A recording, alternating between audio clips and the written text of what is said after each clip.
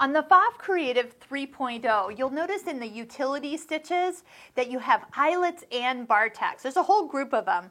So not just one bar tack, but actually quite a few. 4, 5, 6, and 7 can all be used as bar tacks, and they can be decorative.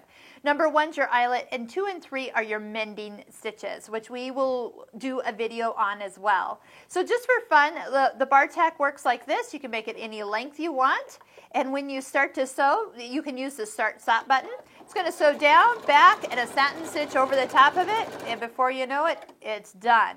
Now, it does not have a programmed snip to it, so if you do want to go ahead and just touch the thread snips, it will put the foot back down and cut it perfectly. So check them all out and stitch out all of them. They can be used decoratively as well.